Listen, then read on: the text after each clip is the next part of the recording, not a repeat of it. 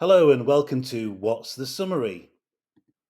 Hello, in this episode we will summarise The Rest is Politics. Episode 212, which was 55 minutes in duration and starred Alistair Campbell and Rory Stewart.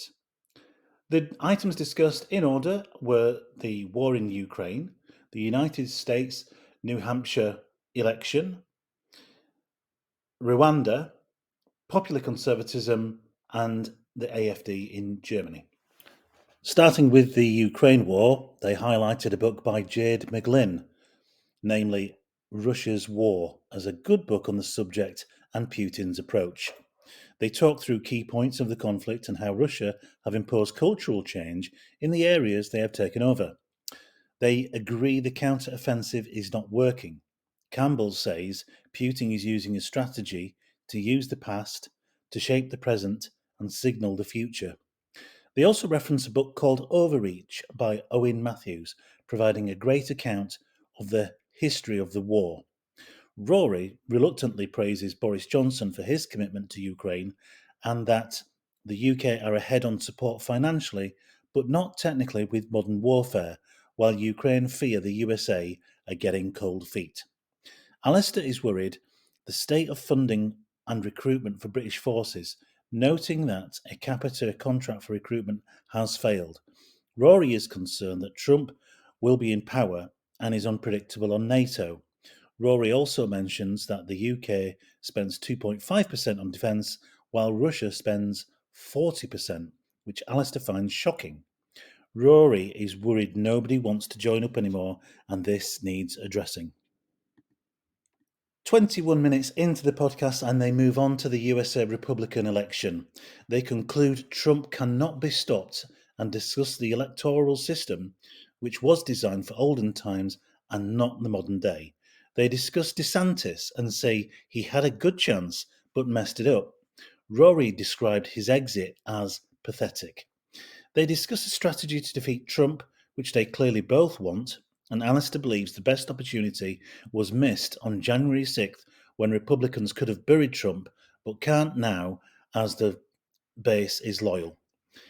There was a brief reference to Joe Biden. Alistair feels he isn't influencing Israel, while divisions are starting to appear in the Israel government. They mention new guest is coming to the show, Tucker Eskew, who is a never Trump Republican and will give a unique point of view. At 35 minutes, the duo briefly reviewed their latest interview with Bill Gates, then move on to Rwanda. Rory provides an explainer, concluding the policy is overcomplicated and expensive. It requires increases in legal resources while cuts are being applied to the same. We need 150 new judges and no idea where they will come from. 28% of court cases have a 1-year delay and 10% of court cases have a 2-year delay, which impacts post office justice cases and rape victims. They both hope Starmer will improve courts and prisons, bearing in mind his history as director of DPP. At 46 minutes into the podcast, they discuss the new concept of popular conservatism and find it laughable, as the main proponents are Liz Truss and Jacob Rees-Mogg, who could hardly be popular. They believe this is inspired by the USA and GB News trying to be a UK version of Fox News. Rory wants more funding to expand the BBC. At 48 minutes into the podcast, they discuss their final topic, which is Germany and the AfD.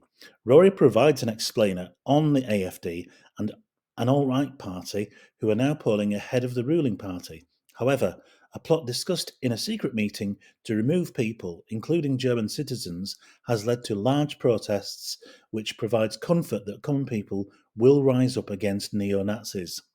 The podcast ends on the subject of populism being the main story of the year to follow and how political parties can stop it. Whilst it's encouraging in Germany, it's still a big problem in Europe, and politics should find a way to stop the root causes. Alistair goes on to say, "Show me a country that's run well on this populism agenda." We hope you enjoyed this summary. Follow and subscribe so you can keep up to date with your favourite long-form content in a fraction of the time. See you on the next one.